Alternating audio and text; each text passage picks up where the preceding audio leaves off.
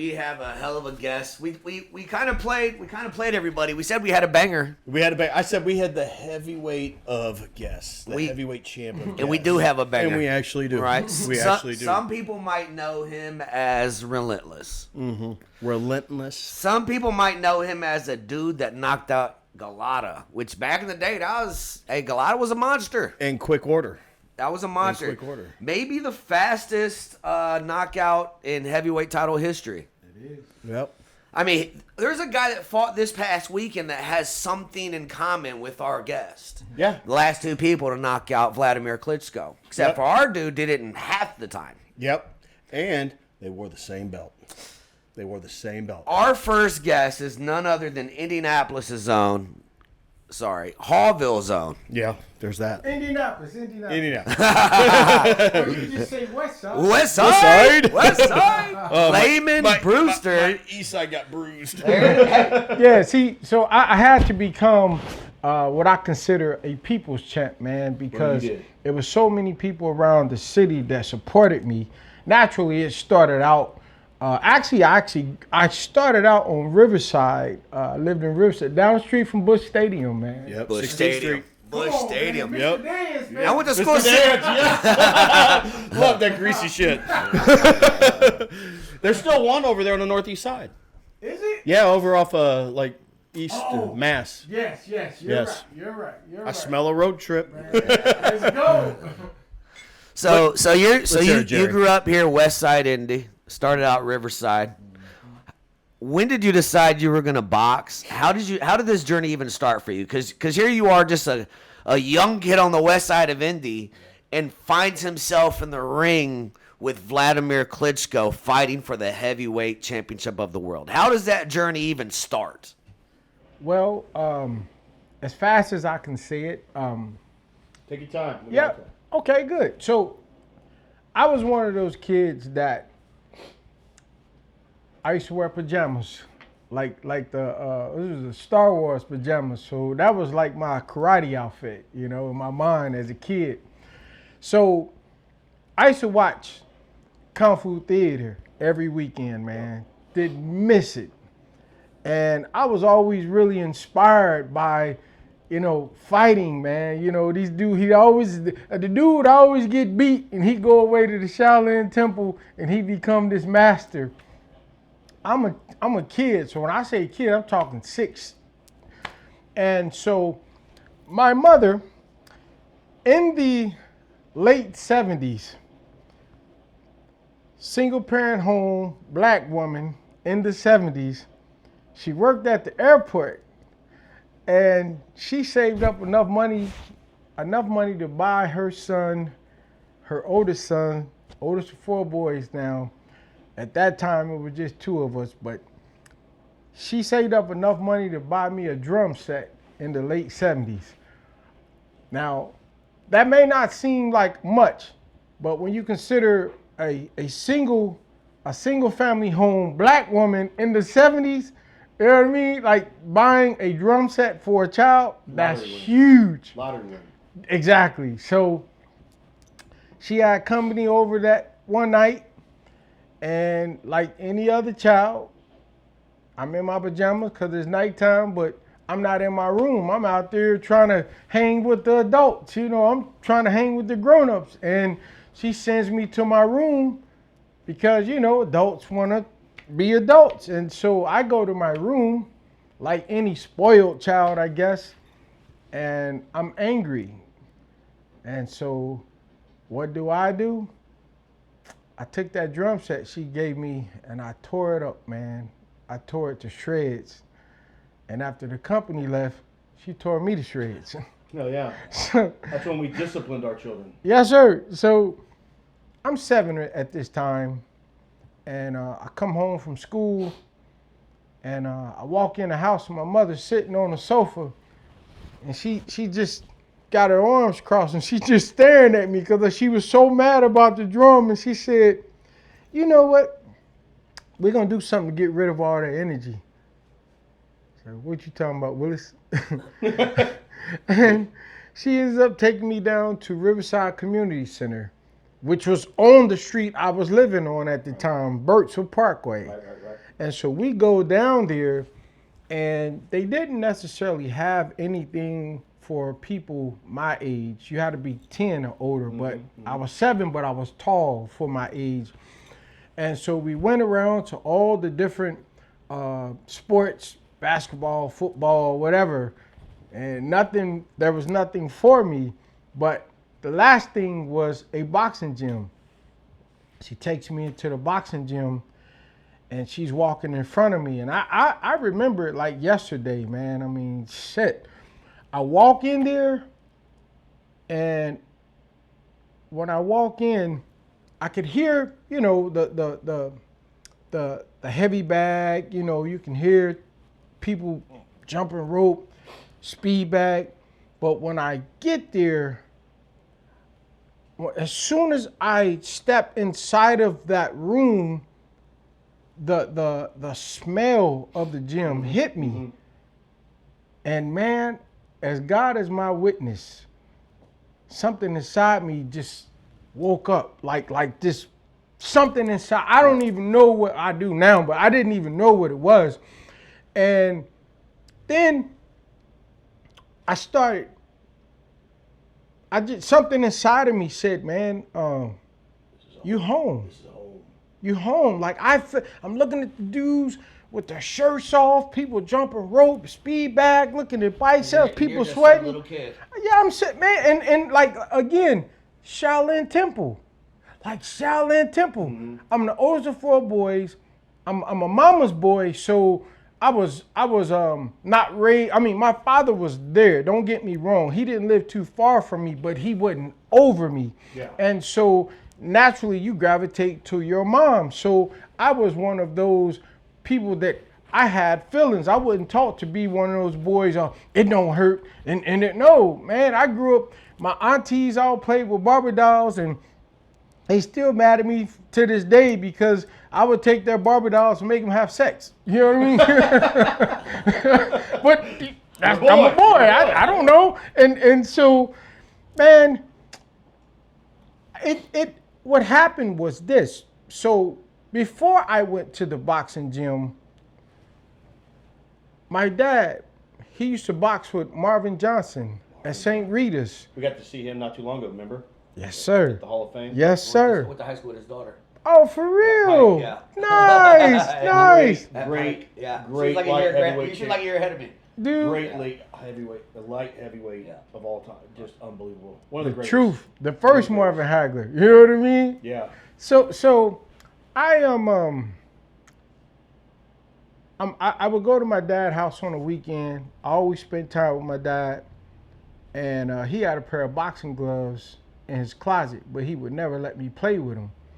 But my father would always go to the store, so when he went to the store, I'd be playing with these gloves, and I'll just like, wow, man, like I never smelled that before. Leather, sweat, yeah, just like. It was something that, as a kid, I was like mesmerized for some reason. And I'm smelling these gloves and I'm playing with them. And then I remember some weekends I would come over. He'd be sitting around on his little floor model TV, and he have all his friends around. And they be sitting around watching these dudes on TV with their shirts off, hitting each other. I'm like, what the hell? Like, pay me attention. I'm over here. You know what I mean? Like, why you watching? They fighting over who wins and this and that. And I'm just like, Do you remember any fights specifically as a kid that you remember seeing them like all around the TV? This was the one they were watching. Absolutely, Larry Holmes. Larry Holmes and Marvin Hagler was my inspiration of boxing. I always knew who Muhammad Ali was. Matter of fact, I kick myself to this day if I get my leg back there because I had a Muhammad Ali doll. Oh, wow. I had a Muhammad Ali boxing doll. You know, had a $6 million man, Muhammad Ali. You had him hook it up with the Barbie dolls, didn't you? You already know. I told you they mad at me. So man, I said all that because for over the years, playing with my father's gloves, and then just having watched my father give so much attention over the years to this television, and then when my mother took me into the boxing gym, like everything clicked at one time. Like everything that all those years of smelling these funny, like I don't know what it is about these gloves that excite me, but I didn't know that there was places that actually smelled like that. You know what I mean? Olfactory memory just hits you. You know what a boxing gym smells like. When you're talking, when I grew up in the Indianapolis Police Athletic League, the Powell Club under Champ Chaney, who had Marvin Johnson, Sean, right? Let me give you a rub down. Let me tell you something, champion. Let me tell you something, champion, because he never remembered nobody's name. I remember his champ. So that's why today everybody in Indianapolis who's in the boxing inner structure, we call each other champ, and it's an homage to that great man. Mm-hmm. I mean, I had him off and on for I was 9 till I was 19 when I went in the Army. But you talk about those smells. Yes. The biggest thing though is we're smoking on them right now. Unless he was in the ring, and he might still had one on him. No. Unless he was in the ring working with somebody, he always had a cigar in his hand. Always. All my photos of me and him together, he's got a cigar in his hand. So I remember, that's the only gym I really went in. And I remember you used to come in to spar and stuff on occasion. I was like, I'm so glad I weigh 50 pounds lighter than him. Dude, I would have been running faster than Jake Paul. We'll get to that.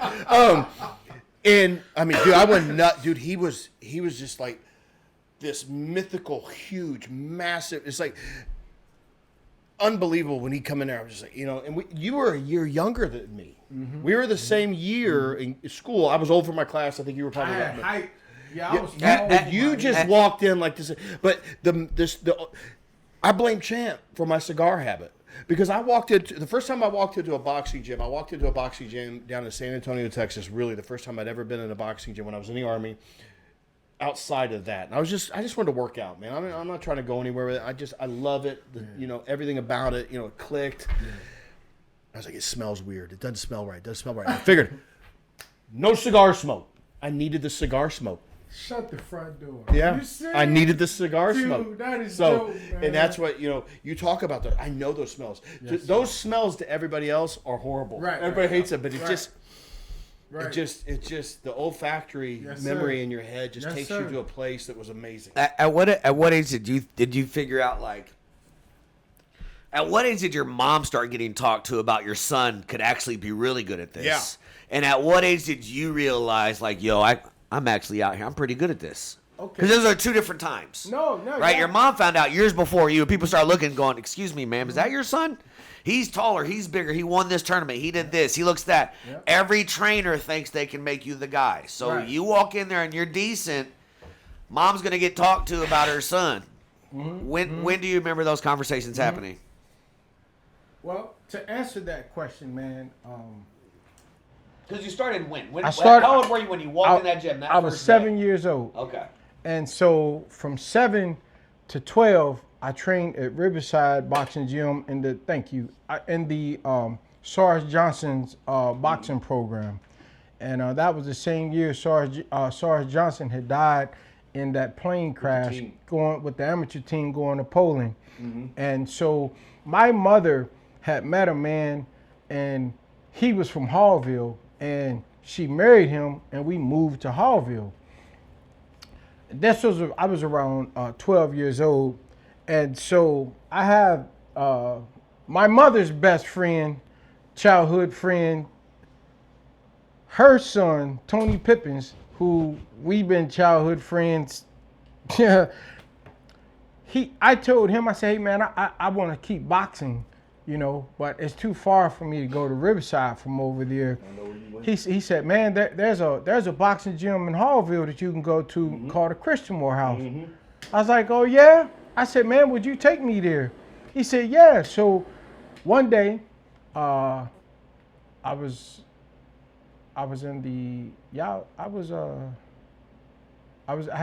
7th grade. He took me over to the Christian Morehouse. He introduced me to this gentleman by the name of Honey Boy Bill Brown. Bill Brown was a welterweight world champion back in the days of the Great Depression. He actually hoboed with Jack Dempsey around the United States He had 330 bare knuckle fights, and that's when they was tying ropes around trees. And I used to see pictures of him like this, where they had that one-piece outfit with the little ribbon around him. John L. Sullivan. And man, yeah, this dude was the original Popeye. And the reason why I say that is because Mr. Brown, he probably was like a welterweight, but man, when I say his forearms and his knuckles, I mean, he looked like he had like Shaq. I mean, this dude, a little bitty guy with forearms that big, so I should call him Popeye, man, you know. But Mr. Brown, I give the credit for teaching me the art and science of boxing, teaching me to hit without getting hit. And he drilled it into me, because I remember the first 3 months, he wouldn't even let me throw a punch. All he would do was make me get in the ring and move around. I almost quit. Head movement. Yeah, foot movement. Yep. I didn't know anything about using my feet. No, it wasn't boring. I just didn't understand what that had to do with boxing. Right. You're back in the shallow and temple right now. Yeah. Come on, baby. Right? And so master, you wax the floor. Starting to step one. yeah, I was the original. Step one. You want to go fight? Yeah. Start at step one. I was the original Danielson. Yeah, man. Seriously. Because I didn't understand that method of every day. He wouldn't let me do nothing but bounce around. I'm like, you know. And so I got so good at it, man. I got so good at it that when he started teaching me how to use the jab, I was able to use my feet to get in and hit boys and get out before they even knew they was hit. And I was like, oh, wow. You know, because when I was with Mr. Chambers, God rest his soul, Mr. Chambers, he wasn't necessarily a boxing trainer. Like he was a coach. He was a place where if you wanted to get your kid off the street, here's a place for them to come. But building them up in terms of teaching them how to use the jab, when to throw the right hand, how to use their footwork and all that. Like that wasn't his specialty. Mr. Brown, because he had been in the ring doing it, man. Taking angles and cutting off.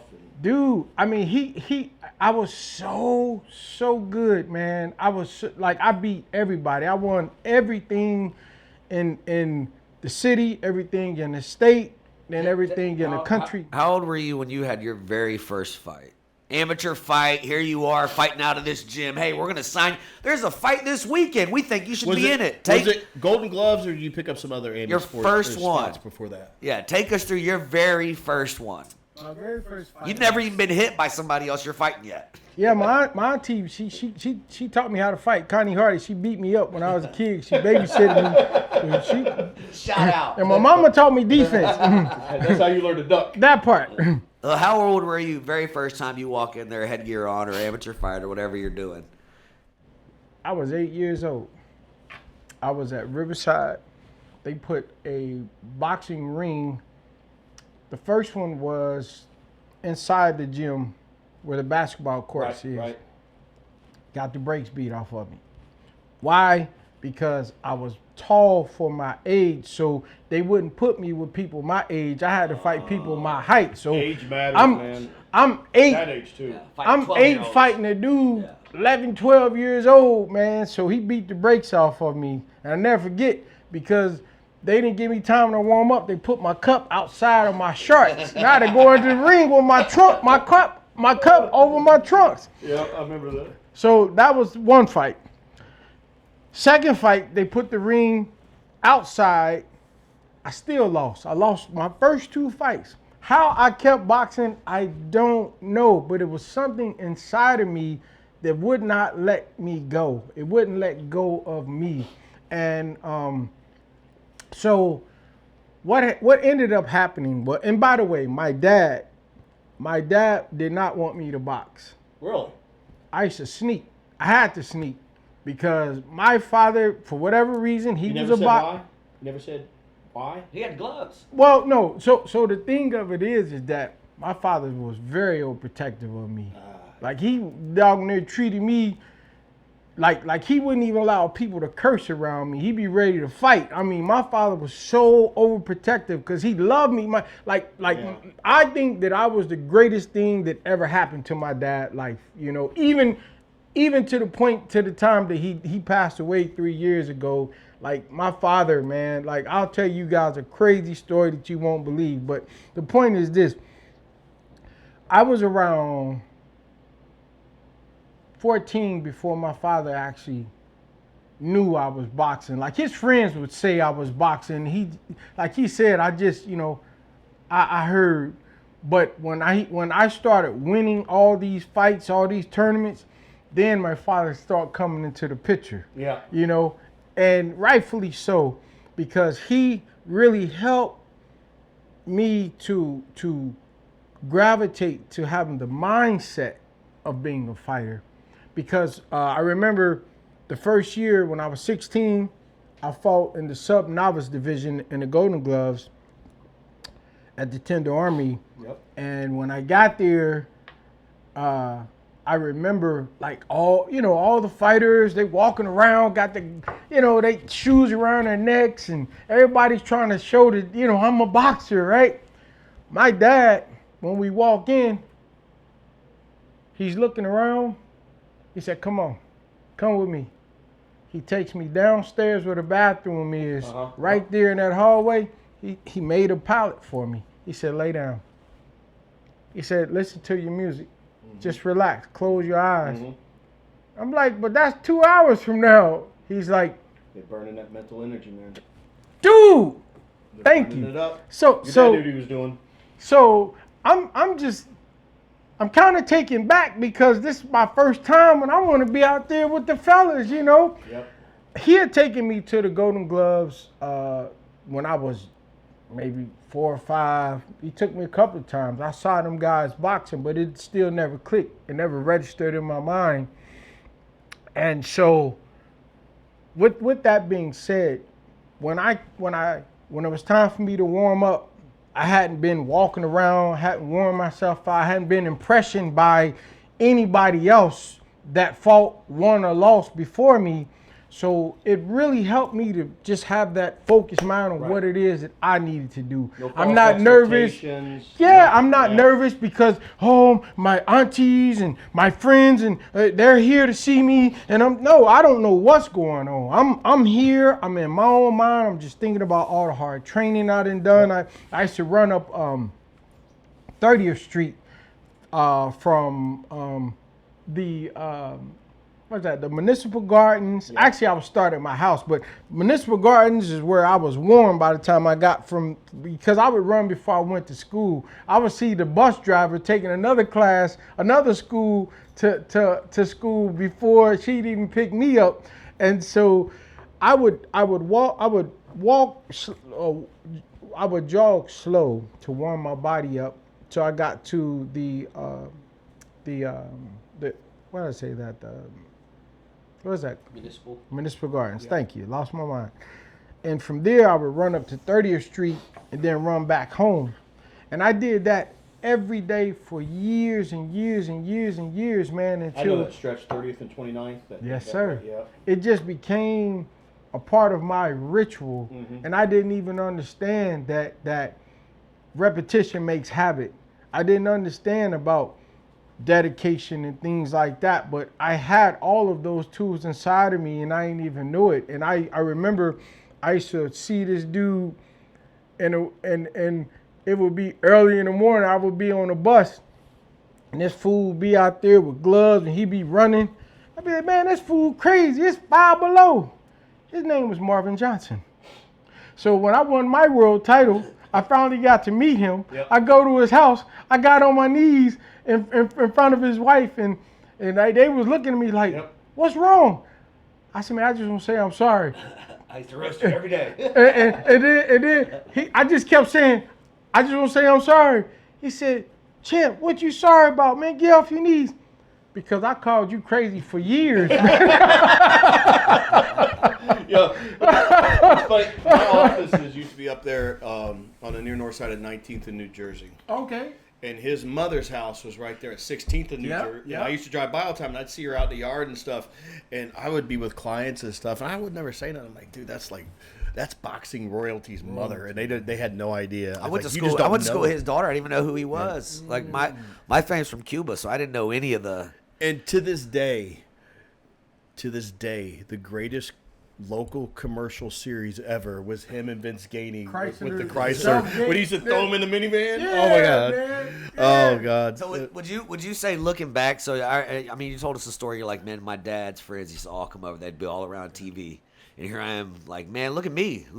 Yeah. Would you say that's like you're the reason you did it is because you wanted your dad's attention, and now you've just told us a story about where it's just you and your dad now. Well, and you got golden gloves. I'm going to say this to you, man. I'm now 52. It took me all that time until I was 51 to come to that understanding. Yeah. I didn't know. I mean, one day, because what I like to do, I'm not a worldly person to the extent I don't go out to clubs. I've been around people all my life, so I just like chilling. I like being out back with my dogs and a cigar, just reflecting. And so you got a lot to reflect on. I do. And so, also a lot of opportunity to do some dumb shit if you wanted to. Yeah. Through everything that you've been through, the things that have been thrown to you or shown to you, or doors open for people who either want to take advantage of you or hop on the train. You've had the opportunities. Well, as the heavyweight champion of the boxing world. I mean, think about it. I know. But hold on. The doors you have are not the doors that everybody else has, bro. Let's go back one. He kicked them in, though. I used to be married to an actress from a very famous show called Martin. Yep. Yeah. And before I got that exposure, I was on the U.S. Olympic team, and I was #1 heavyweight in the United States from 94 to 96. And I was married to an actress who was beautiful, who was funny.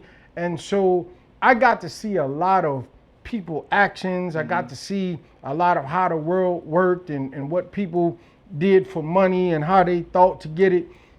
So when I became professional, man, I was already ready to accept being humble, because as I think either Bob Marley said money is an illusion. You know what I mean? And the Bible calls it a defense. You know what I mean?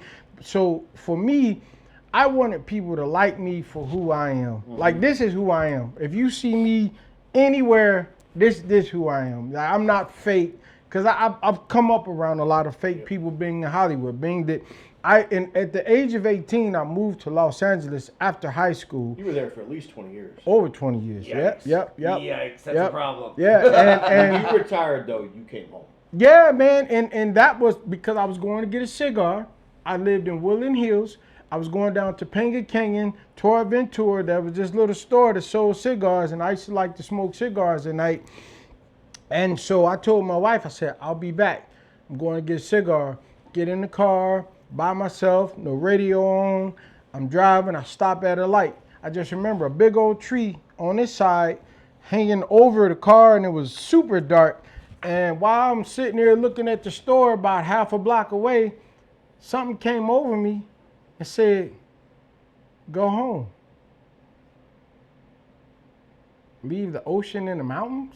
Are you crazy? Like, you know what I mean? Like, but then I started thinking, okay, I'm retired. I don't know what I'm gonna do.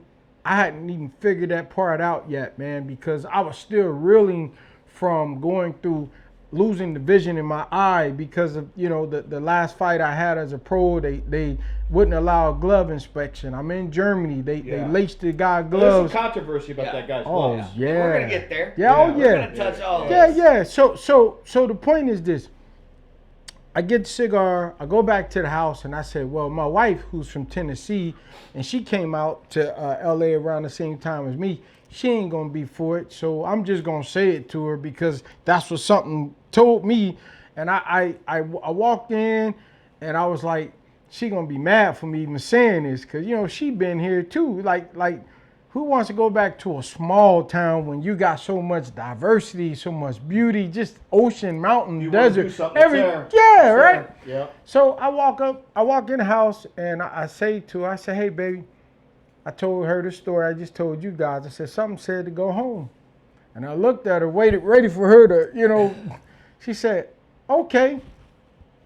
Yeah. I'm like, is the Twilight Zone good? Like what?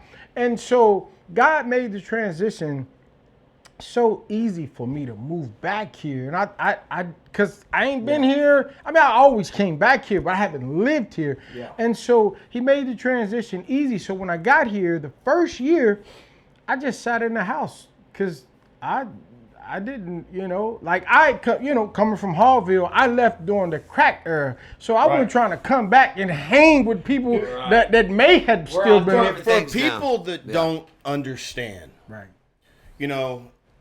Haughville in the late 80s into the early 90s was Gotham as City. rough as any neighborhood in the United States. Roughest. It was, it there was the South there Bronx. was songs written about that town. Crack Rap and songs. Haughville, Yes, Lamon 100%. Dean, But, man. what was the name of that? BMW? I know what you're talking Dude, about. Yeah. Haughville was, as a boxing kid, I knew about Haughville, not just from what you saw in the news stuff, but I knew about the Chrisamore House and the legendary fighter incubator that place was, and I knew you were coming over because when I was in Pal Club, predominantly, I mean, we moved around a lot. We were on Wash Street. We were in that basement of the Barton Apartments when it was still Section 8. Now it's a fancy apartment right off Mass Ave.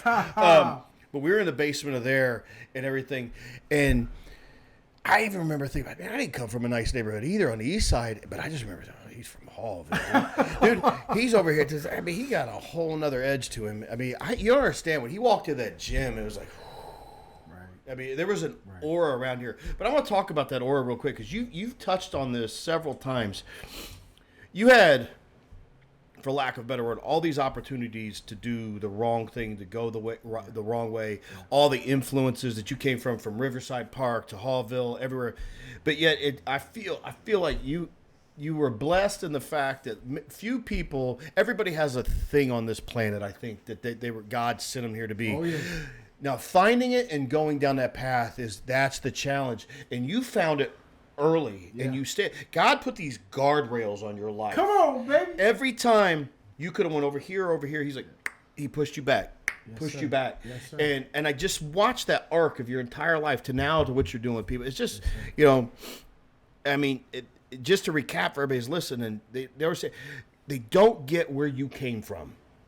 And they don't get the challenges and the influences that were always there that could have derailed to where nobody knows who you are. You're not the former heavyweight champion of the freaking world. I mean, you look at the list of people that held that belt before and after, and it is a freaking who's who of great fighters. It's ridiculous that Indianapolis has a guy, not only from Indianapolis, Haughville, West Side.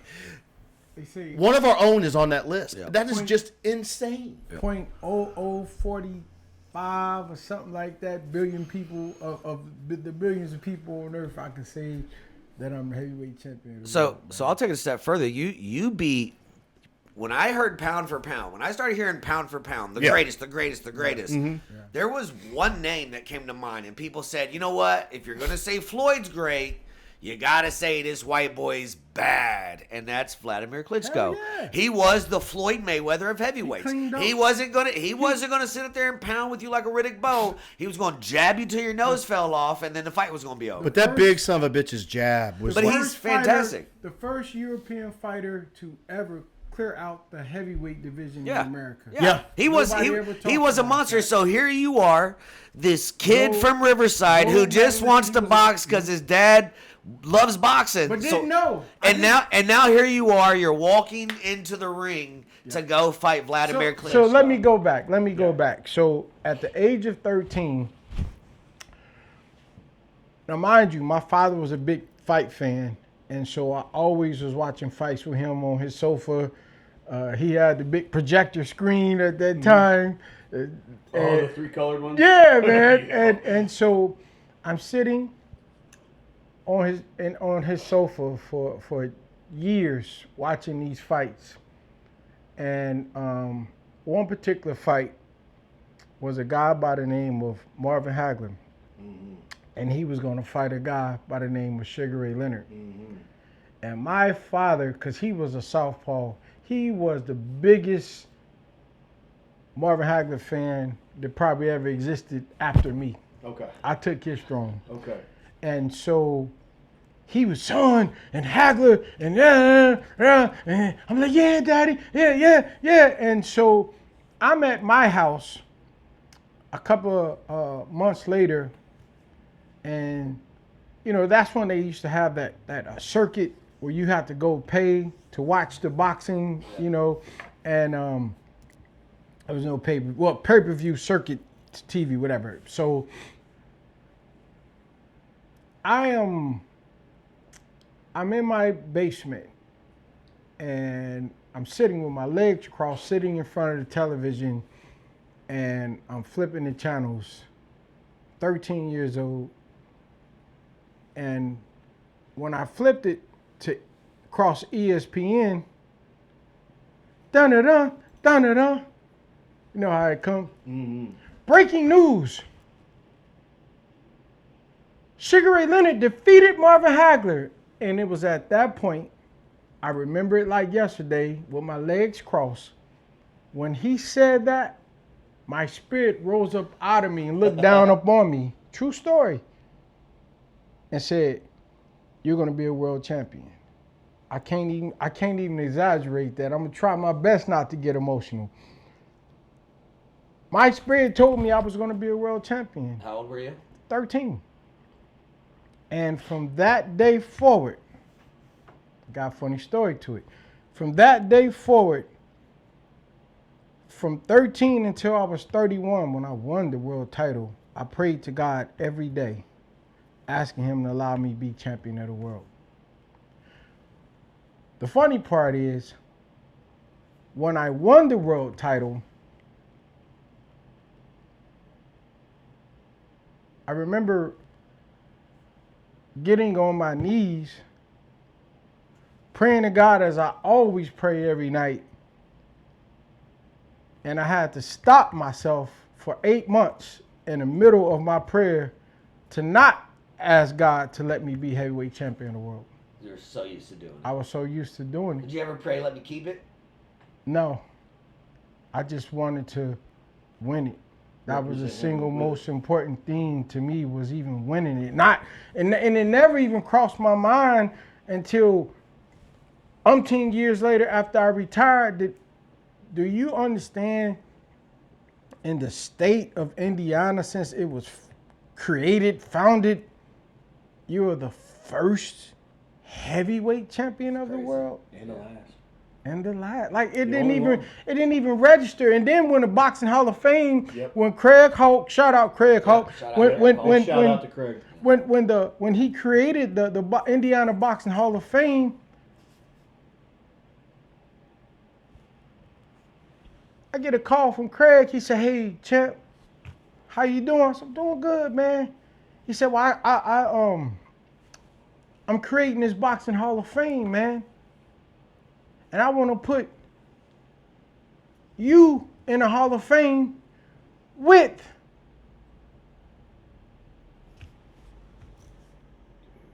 It's a list of guys. It's a small list, but that inaugural. Nah. Who is the biggest name before Lamon Brewster in the state of Indiana to win the light heavyweight championship? Tony Zale? Marvin Johnson. Yeah. Marvin Johnson, yeah. For him to go in with him. That's crazy. He said, "I'm gonna put you." That's crazy. In the Boxing Hall of Fame with the same dude that your pops you used to say was crazy. What does that make you? What year was that? Do you remember? I don't remember when the first Hall of Fame was. A decade ago. Yeah. But I remember when it happened. But regardless, your pops got to see you win. He got to see you win the championship. Your pops got to see you go in the Hall of Fame with Johnson. I'm gonna show you something. Like, do you remember the first? Like, you win the championship, you look over, your pops is there. Do you remember? Like, man, I did it. Like, just you talking to you, like I did. Now, it. was your listen? I gotta put old man. So this is the night I won my world title. This is my screensaver. Yep. Let me tell you who these people are. That's my father. Mm-hmm. My father walked to the... He stayed in the ring, in the corner there. My father walked to the ring with me. Now, mind you, I was this kid that sat on his sofa looking at boxing. Wanted the attention. Nevada boxing was like... It was so big to me, so just larger than life, you know. And now here I am walking out of the Mandalay Bay into the ring in front of all of these people, man. Like, I'm from Indiana. I'm from Indianapolis. I'm from the west side. I can tell you about Lone's Bakery. I can tell you about White Castles. You know what I mean? Like, I can tell you about USA Skating Rink. USA you know, Skating. But I'm from no place, man. Like, and here I am fighting for the heavyweight championship of the world, and I'm fighting who they said was the best heavyweight in the world at that time. Maybe of all time. I mean, you can say him, Muhammad, but Klitschko was losing to nobody. He's the second longest reigning champion in history. Lineal champ. And my trainer, Bill Slayton. Was this your first fight? First championship fight? Yes. Yeah, it was the first championship. Wow. Yes. Belly of the beast. Well, world title. Yeah, no, but it's his first championship fight. But you know why it was vacated? Because Corey Sanders, rest in peace. Yep. So after Corey Sanders beat Wladimir Klitschko, for the world title, the WBO mandated that he had to fight me. He didn't want none of it. He gave up his belt. Rather than lose. I'm going to say that again because it sounds good. Yeah. He gave up his belt so that he didn't have to fight me. That's when he went and fought with You give up a championship belt to He not gave up fight his somebody? He didn't want to fight. And you just beat Klitschko. Even he knew. Well, He knew. I could beat Klitschko, but I don't want to fight Brewster. In fairness, he wasn't wrong. Look what he turned around and did to Klitschko. I mean, that's fair. That's fair. But here you are, probably at that point. He's not giving you the shot, and you're like, this sucks, man. So the WBO sends me this letter in the mail a year and 4 months out and says, you're number one to fight for the title. We're not going to give you the title, which I don't understand why they wouldn't, because I beat everybody to get to that spot. So why not just give me the title? But whatever. So they said, we're gonna mandate somebody for you to fight. So you just keep yourself ready. So I watch Wladimir Klitschko every 2 or 3 months fighting on HBO. And I'm sitting there on the sofa talking to my wife like, they gonna try to make me fight him. But the problem is, they not letting me fight. They told me I could not fight. We'll let you know.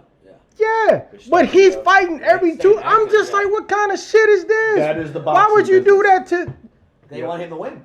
Of course, but he sell more tickets. I get it. They wanted that international crowd. All of Europe and Russia. And at this point, his brother's already still just sitting champ. Exactly. So the brother champ stuff is kind of a sexy boxing story. Yep. So with that being said, I trained every day for that year and 4 months, like I was gonna be fighting in 2 weeks. And so, dude, that's hard to do. You didn't hit fatigue. It's not hard to do. Not hard to do if you've been running municipal gardens every single day since you were 9. But you train up, you peak. You do peak. Yeah. But I was drunk with the thought of winning the heavyweight title of the world. Right. I guess in my mind, unconsciously, subliminally, I wanted that praise from my father. Yeah. That he was given, you know, and so you were fighting this invisible man every time you went out. Every time, and so when they announced the fight between me and Wladimir Klitschko, I was already. Were you shook a little bit? No, man. No, because I knew I knew they was gonna do that, and so my trainer used to train a dude by the name of Ken Norton. Ken Norton was his first heavyweight champion. Wow. I was his last. My trainer died 7 months before I won the world title. He had 108th and Broadway boxing gym in Watts, California. Right. I met people like Archie Moore, Ken Norton, Bruce Carey. I met so many champions. Tommy Hearn. Everybody came to that gym. And my trainer used to actually train a dude by the name of Mickey Rourke, an actor. Yeah. He wasn't a bad boxer. I used to spar with him. He's a good villain. Yeah, man. I mean, you beat up Iron Man. Well, and so you know, when it came time for the fight, man, I was all the way ready. Like I knew I was gonna beat this dude because here's the thing about boxing that you guys understand. Some people do it for this reason. Some people do it for that reason. I did it because I needed that to I'm trying to think of a Validation, maybe? But it all goes back to Pops. Yeah. it validated everything that I unconsciously was doing for my Pops is gonna pops. love me if I go out here and smack people because he loves the people that does it. And I remember being in the locker room of the fight. It was like when Ali fought George Foreman. Everybody look on their face was worried because Wladimir Klitschko was a killer. Yeah. I had been off for a year and 4 And months, we've seen him every 2 months, 3 months, beating up somebody. stopping everybody he fought. But in that, it helped get him beat because he fought a dude by the name of Ray Merciless Mercer. We just saw him not too long ago. Oh, that's my dude. That's man. my dude, too. Yes, I sir. love it. And so, Former U.S. Army infantryman. yeah, yep. Hoorah. And so, one thing about the fight that really helped give me the ammunition I needed to beat Wladimir, because I could match him with skills, but his height, his reach, his weight, that gave me a disadvantage. Yeah. So I knew I couldn't go into this fight and box him. Because I'm what you considered a boxer puncher until after that fight. Then I had to be a straight out brawler, which I didn't want to be, but everybody was so To me, afraid. you're always a pressure fighter. Yes. Yeah. That's how I got the name Relentless. Yes. My trainer Bill Slayton gave me that name Just like Relentless. Mercer was merciless. Merciless. He was a pressure fighter, exactly. So this fight, man, the way I trained to beat him was not the way I trained for any other fight I ever had. And going back to Ray Mercer. So the thing about Ray, he beat Ray, stopped Ray. It was like the 8th round, something like that. But the thing I noticed was that when they interviewed him about 5 minutes after the fight, he still was like, he still was tired. Cardio. And I said, well, you know what? Let's think about this. If our hearts is the same size, but our bodies is different, that means his heart got to work even harder to get blood to the bottom of his feet, to the top of his head. So it got to work harder than my heart. If I can get him into the late rounds, then I think I may stand a chance. But he start getting heavy. But he's such a big puncher, is trying to make it to them late rounds. Yeah. And so when I trained, I took myself to a place called Big Bear, California, 7,500 feet altitude. And I've seen Mosley go there. A lot of those guys. Oh yeah, Fernando Vargas, Oscar De La Hoya, all those groups. Me and Shane trained together for years, man. He's the only dude smaller than me that's actually, I'll admit, stronger than me. You know, Ugas beat him. Ugas beat him. Got him. Yeah. So check this out. So I'm in camp, and the whole training was not to try to win the rounds, but to try to put pressure. So they was bringing in dudes 6'5", 250. What's your size at this time? pounds. What are your height weight at this time? I'm 6'2". My fighting weight was 224. And That you're was my 6'2", dog 224. fight. What are you about to fight? What's Wladimir height weight?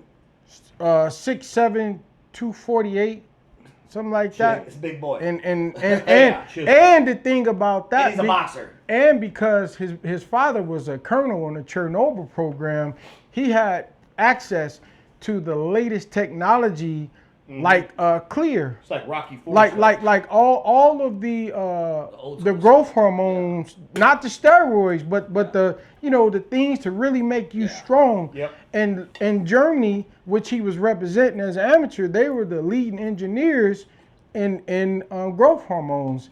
And so looking at his body, Because it's almost impossible for a guy to be that big and to be that muscular without being on something. Right.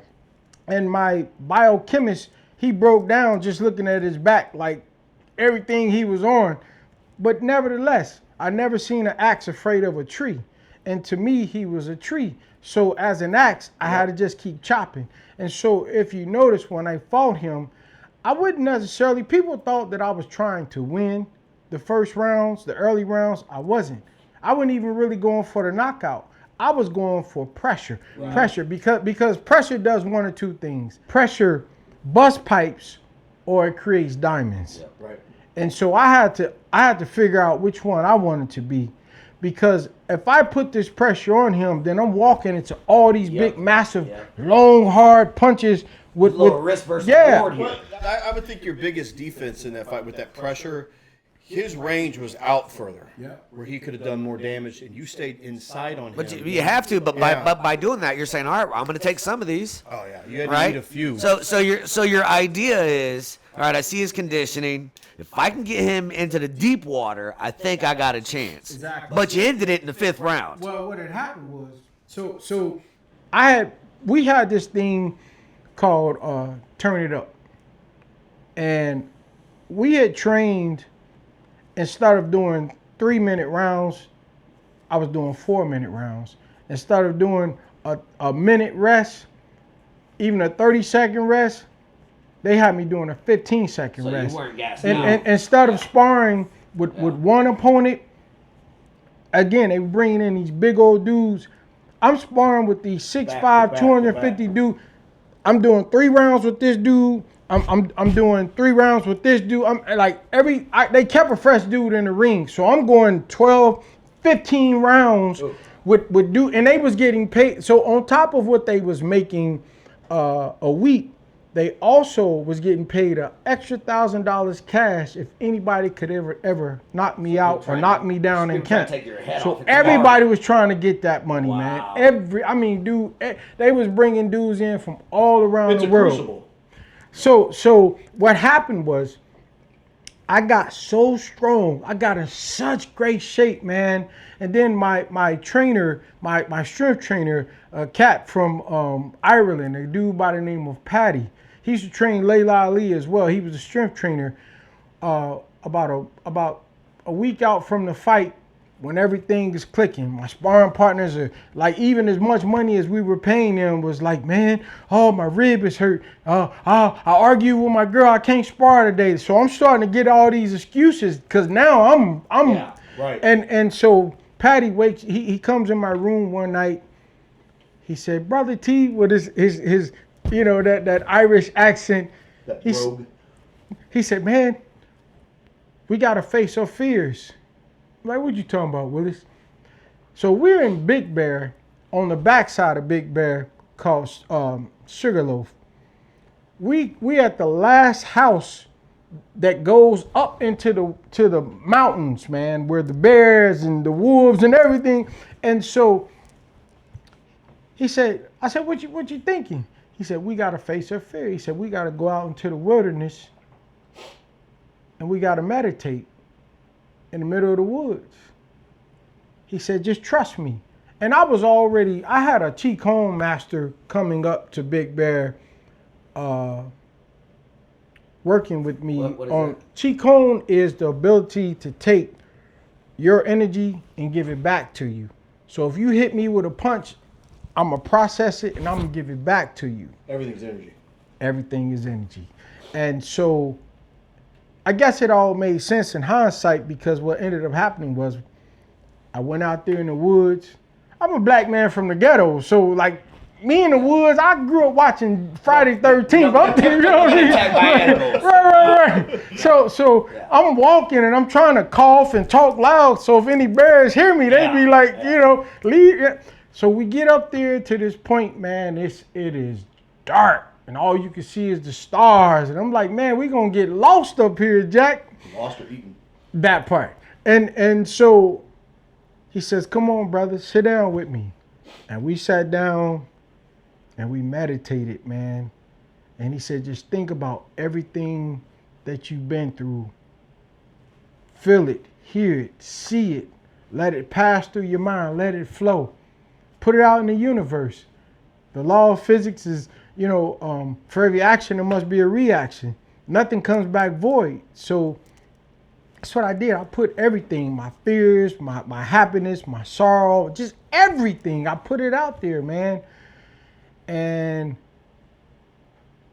it did something. It worked. It worked because when I got up and walked back, I don't feel like I was the person that walked up there.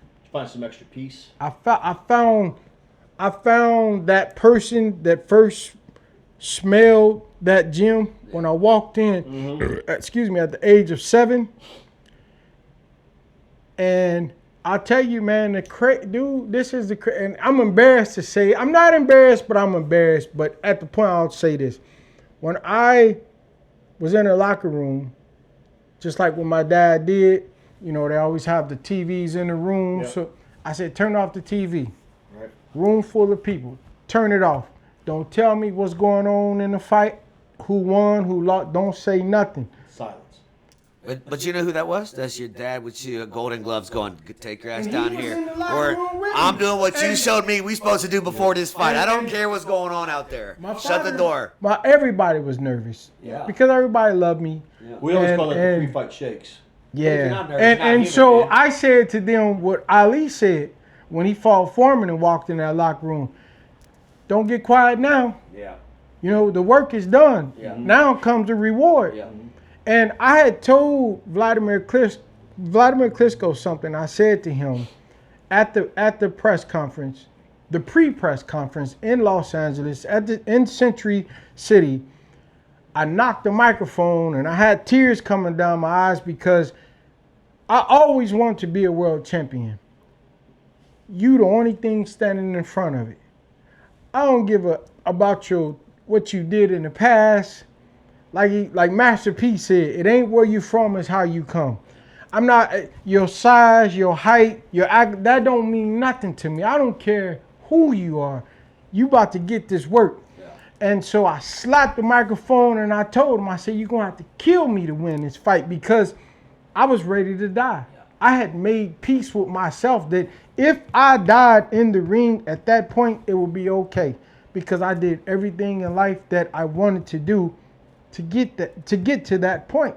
Now I'm fighting for the heavyweight championship of the world. And I don't care if it was 10 of them. I'd have fought all 10 of them at the same time.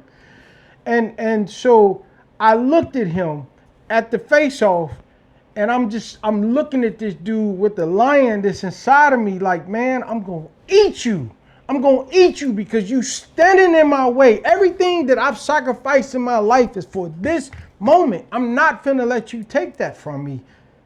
Now, he was a legendary champion in his own right for years. Do you feel in that stare-off, do you think he felt that from you? Do you think it impacted him all? Did you see that moment where I got him. I got him. I'm gonna tell you the precept to that. Because in the fight, and I will say now, and this is the first show that anybody's ever heard me say this, because it took this long. Like I said, it took me from the time that I fought him until this year to really come to the conclusion, the understanding of it, that was the hardest fight of my career. The reason why I say that, the reason why I couldn't tell you was because in the study of Qigong, you never process pain. You don't process being tired. You don't process anything. It's all about flow. Yep. And so if you ask me who hit me the hardest, who was this or who, I couldn't tell you because with Qigong is like, if you have time to stop, think about a punch that hurt you, what about the punch that's coming after that? Right. So thank God for Qigong because I never allowed pain to register in my mind. I can never tell you who hit me the hardest or who was the strongest because my mind was always about yin and yang. What I get, I'm giving back, but I'm putting me on top of it. And so when I beat Wladimir Klitschko, man, I had not planned on turning it up, as I say, shifting gears until the 6th round. That's when we were going to step it up because... Yeah, because it sounds like your plan, you got him early. Yeah, well, you thank Michael Jordan for this. I'm telling you, Michael Jordan. Remember that, Michael Jordan. All right. So, I'm in this fight, and as you saw, when the bell rang, I didn't walk. I was running across the ring. I was psychologically trying to let him know that every second of the round, I was going to... I'm about to gas you out. 6, you're going Exactly, down. exactly. When the refs say break, when the refs say break, back at you. run to him. I'm about to wear your heart out. Even in the, I believe it was the 4th or the 5th round when he hit me with a shot and I wobbled and he tried to hit me, but I took a knee. As soon as I took the knee, I had thought about it 1,000 times. All right, don't jump right back up. Look over at your, take the 8. Yeah. Make sure you're up at 8. Look at your trainer. Let him know you're. We're fighting for later. It's a reset. Yeah. And when you get up, run to him. Yeah. And when I stood up, I saw he was tired, and I ran to him. He was looking at me like, yeah, I'm supposed to come get you. Yeah, you're supposed to be hurt. This is my timeout. And so, man. Half of Indianapolis screamed Haughville at that moment. Hey, so going back, right? So in the first early rounds, Michael Jordan, right? I'm putting the pressure on this dude, and he just, every time I got close, he would grab me. Now, see, this is what I hate about boxing. When the Klitschkos came in, they started allowing tall fighters to hold. Yep. See, it used to be a law where if you clinch, they warn you. You clinch, they may warn you again. But the 3rd time, they're going to take a point. Yep.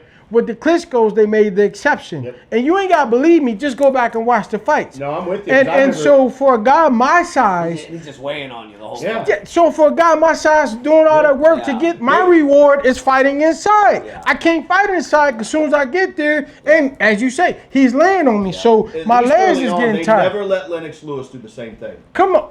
You know what I'm saying? Wow. They never let Lennox do the same thing. And he was one of my mentors too. Dude, I'll insert this. As a boxing nerd that I always was, I regret not appreciating the body of work that Lennox Lewis was while he was fighting that I do now. I look back now and I think he's one of the absolute greatest heavyweights of all time. I'm hard pressed when I start picking them apart. I'm hard pressed to find any of these greats that we talk about in heavyweight history that Lennox couldn't beat. I didn't recognize it then. And because he had a different style of fighting, styles make fights, a different style of fighting that as a young guy I was looking for. You know what I mean? Everybody wanted the Mike Tyson, stuff like that. Yeah. And I look back now and because I'm a nerd, I'll get into YouTube and I'll watch all these old fights, yours especially. I'll go back and look at these fights. And I'm like, God, how great was Lennox Lewis, man? Man, he's so. Let me tell you how strong Lennox Lewis is. Oh, no, that's another story. So I was in camp with Lennox Lewis getting ready for a fight. His hands were so big that every day he struggled to put his hands in the gloves. And I'm talking about 18, 20-ounce gloves. His hands, man, that dude pinky is like, you know what I mean? But I would say Lennox Lewis, those big hammers. He's a great guy. I love Lennox. So he would talk to me. Matter of fact, in the camp, he carried himself with class. I'm the only guy in his training camp of his sparring partners that he would actually speak to. He would talk to me, always give me advice, always coach me, except he wouldn't want to play me in chess. I got one right over here. He was a smart man, Ox.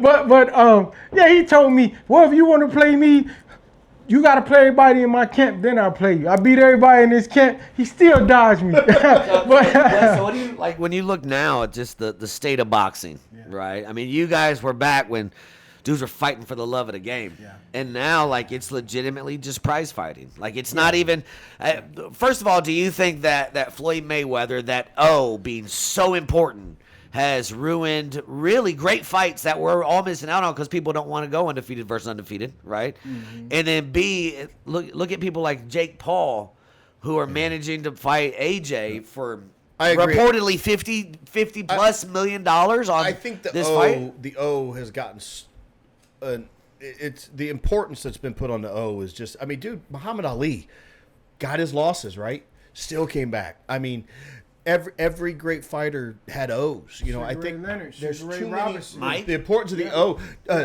Tommy Hearns, all of them. All of them. I mean, listen, man. First of all, you only lose when you stop trying. Absolutely. You understand? A setback is a setup because anybody that loses gets better. You don't lose. So that don't mean nothing, man. It look good on paper, but it don't mean nothing. You know what I mean? What matters is how many times can you say you won a world title, you held a world. That's what matters, man. Sugar Ray Robinson, Joe Louis, Muhammad Ali.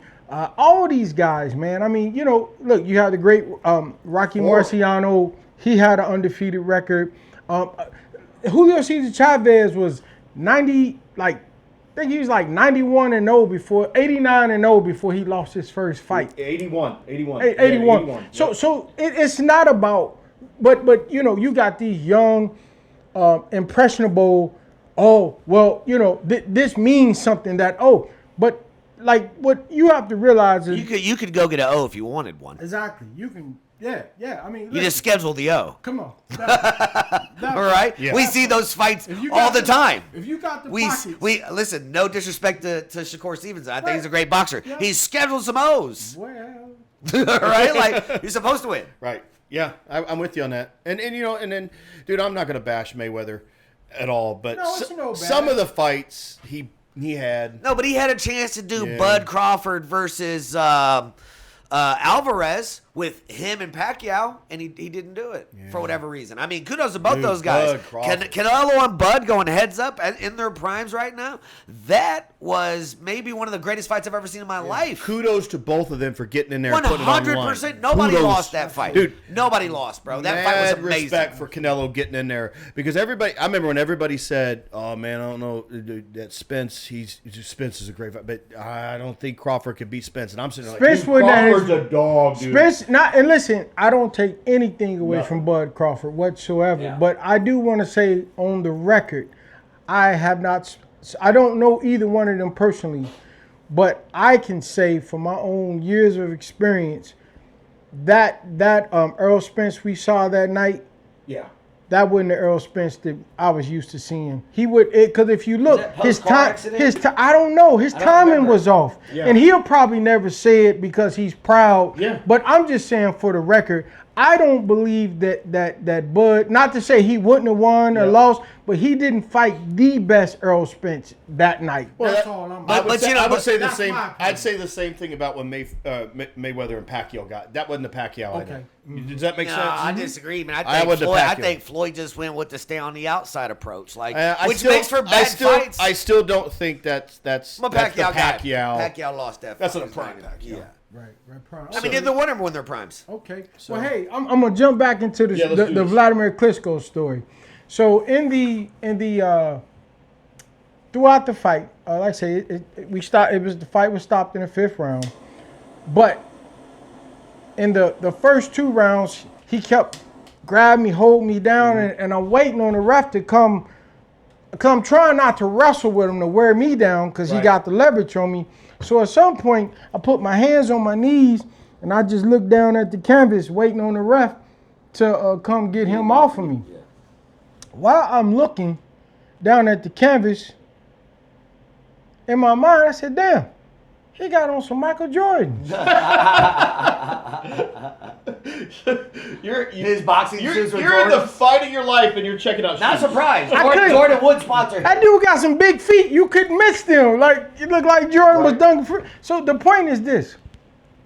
The bell rings. I think it was the 3rd round. I go back to the corner.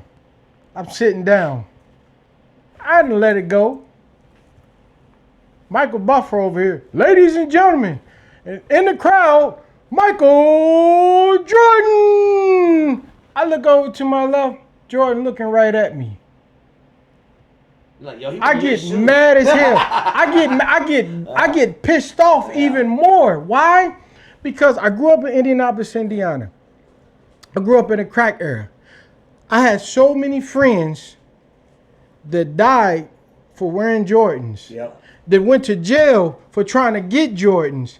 He never one time said, hey, y'all need to be trying to kill each other over my shoes. Or hey, here's a discount on my shoes. Or just come to the community and show that you know what, I want to be a role model to this community. So, you know, this ain't the way to do it. So many people died behind Michael Jordan's. Now, I'm from the ghetto. I'm 3 hours away from Chicago where he made his name. He never once came to my community, but he gonna give this dude from another country a pair of Jordans, and I'm right here, and I done seen people dying for these shoes. Oh, I'm knocking him the hell out. I'm telling you, I got so mad on the stool because I heard and I looked, and then he's sitting right there, and here he is across the ring. Like, did you give it to him before he got to this country, or did you give him to him when he got here? But what about the little black dude that worked his way up out the community without breaking in cars and robbing people? What about me? You didn't even give me a discount, but you giving him some shoes? So, man, I had to give Wladimir the business even more. So Michael Jordan helped get him knocked out. True story. That's true. I can't even make that up, man. Michael Jordan owes Wladimir an apology. He does. He do. He do. Oh, he believe he can fly? No, just kidding. There you go. What? So later on, you end up retiring, Yeah, retired. and you're not done fighting. You're doing a lot of work outside of the ring. Yes. So the thing is, when I was coming up in Indianapolis, Indiana, what I first noticed when I first said I won over my community, because the projects, there was these projects in Haughville that were like Cabrini Green in Chicago, like, Right. man, and because the Christian Moore house was one block over, Yep. and I wasn't from Haughville originally, all the OGs used to send all the big little dudes to the gym to fight me. Right. And at first, I was very timid, and I'll tell you a quick story. I used to let them beat me up in the gym. I would just cover up and let them pound on me because I thought that would be a way of, now I'm in this new neighborhood and I don't know nobody. I'm the oldest. I ain't got nobody to help me fight, so let me just let them win. Man, there was a guy by the name of Andy Devine. Andy Devine was the best boxer in the gym at the time. And he was older, and I had made up in my mind, I said I was gonna quit boxing because I got tired of, like, I'm fighting to get to the gym because I ain't from that hood. So some days I had to go this way or run, because they trying to fight me because I'm not from this neighborhood. I'm at the gym. All the dudes from the projects is at the gym trying to fight me. Then I got to try to get home. So I was coming up there one day to tell Mr. Brown, got tears in my eyes. Much as I love boxing, man, these dudes going to kill me one day. So I'm going to quit boxing so I ain't got to go through that. I'm walking to I get to the Christian Moore house. I stop on the first step. You know, it's up the steps, and you can hear the speed bag, heavy bag, hear the bell ringing, people jump rope. And I just stopped. I took a deep breath, and I looked up at the door.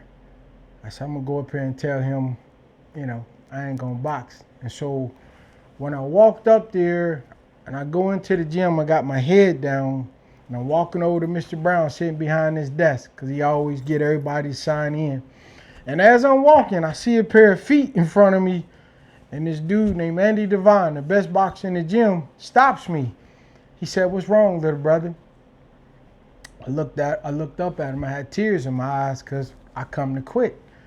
I didn't want to quit, but I'm tired of letting these dudes well on me, because every day in the gym, Mr. Brown didn't care about sparring. He didn't care who sparred. Just get the gloves and get in the ring. And I used to be like, Mr. Brown, I don't want to, you know what I mean? And so these dudes are lining up to fight me every single day.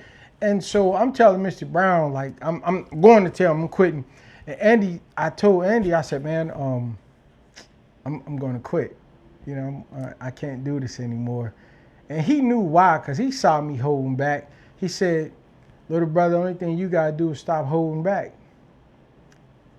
And I looked at him, because I knew he knew and I'm just like, I'm shook because that ain't what I was coming to do. I don't know what to do now. So the next weekend,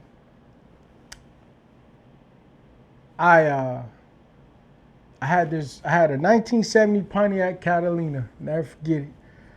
And I love it. I had this girlfriend that lived off of 56 and Georgetown Road. I lived in Haughville, so I would go the same way down Lafayette Road, whatnot. But there was this it's called the Eagledale. Yep. Eagledale Strip Mall. The Eagledale Plaza. Eagledale Plaza. Yep. And so they had this club called Piccadilly. Mm-hmm. And they call it parking lot pimping, where everybody hang out in the parking lot with their cars and their friends. And so I said, man, I'm going to drive through here just, see everybody. And as I drive through, lo and behold, who do I see? I see Andy Devine. And I told my girlfriend. So how old are you at this point, champ? I'm about 15. Okay. Yeah, I had to be 15 because I had that 1970 Pontiac Catalina. And so I told her, I said, hey, I'm gonna get out and say hello to my friend before I take you home. She went to Pike, by the way. Terry Walker. Red Devils. Red Devils. And so I get out the car and I'm walking up to Andy, who just happened to have the whole hood was around him. Now, mind you, Arnie knew him from the boxing gym. I didn't know anything about him outside the ring. And when I walk up to him, he saw me and just, hey, little bro, and embraced me right in front of everybody from my hood, all the OGs. Mm-hmm. And everybody from the hood was like, oh, well, he's cool then, Because Andy was the man. Yeah. And so everybody accepted me for the first time right then and there. Yeah. So, and so I'm on the car with him, leaning up against the car, like just taking in this love, man. Like everybody's giving me love, and I'm just like, wow, this feels great. Something said, go and take her home and come back. I said, hey, big brother, I'm gonna go take her home. I'll be right back, right? I'm in heaven, man. Right. So I hurry up to the car, take her home, come back, and the whole lot, you know how big that? Yeah. It's all blocked off.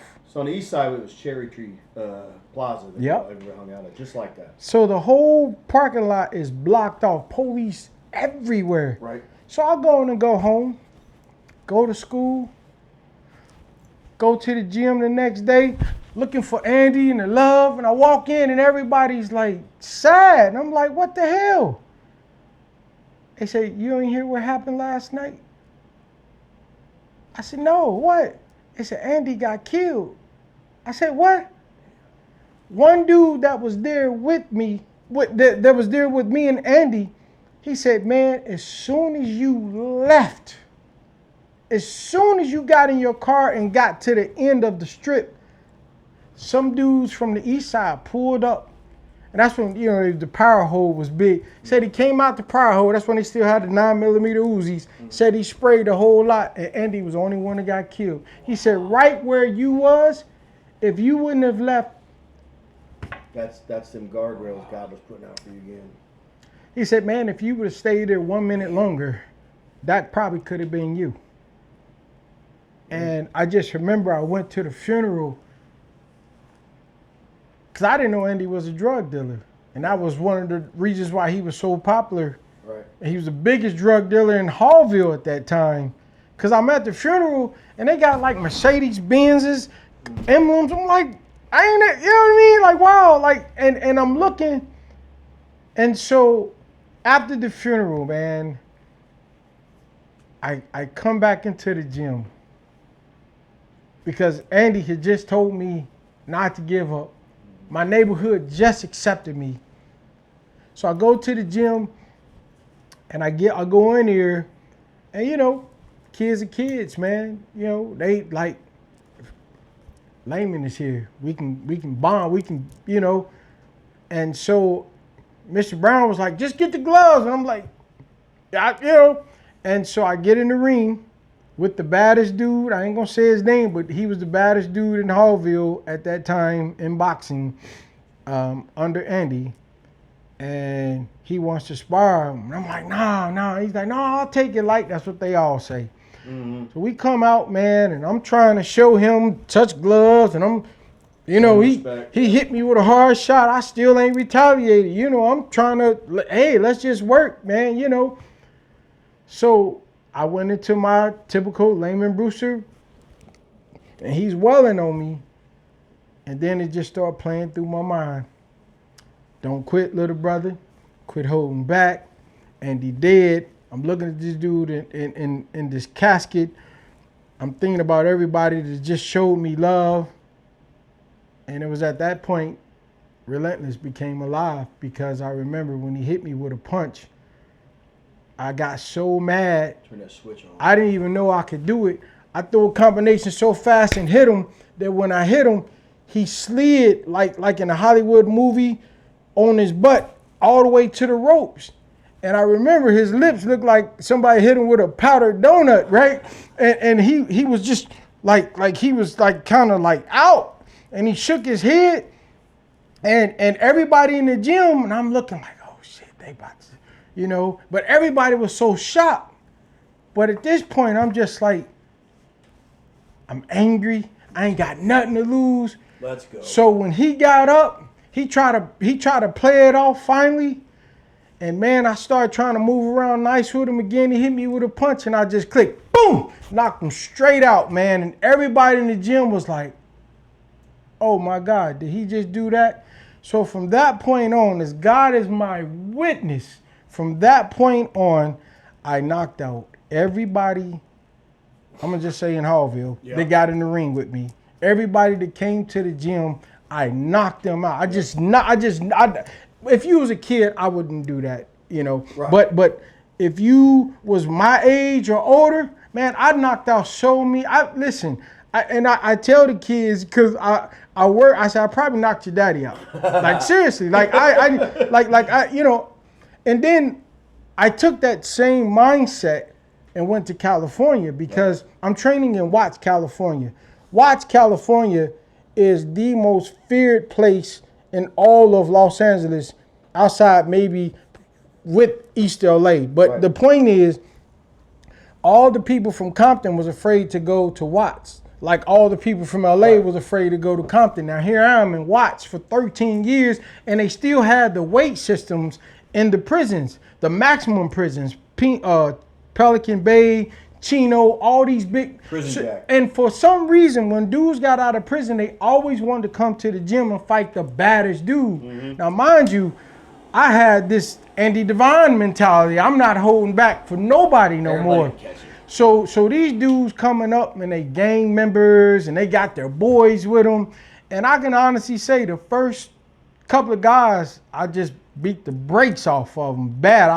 I just out of anger, because I'm angry. And so what ended up happening was, one day I stopped at a light, and I looked over to the right of me.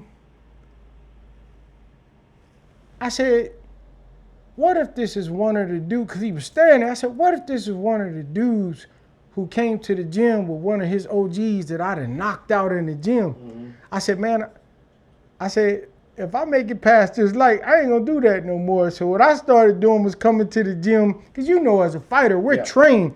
So I'm working my defense. I'm making them slip, but I wouldn't let them quit. So by the time they get tired, because the average street dude don't know how to breathe. He don't know how to pace himself. A fight is less than a minute. Now, a real fight is 3 minutes in boxing, but a street fight. So he's tired. His strength done left him, and he don't know how to use his hips. So I just got my hands on their shoulders, let him hit me to the body. I'm looking over at their boys like, he hit like a girl. And when they realized that I was playing with them, I gained what I called it the buddy pass.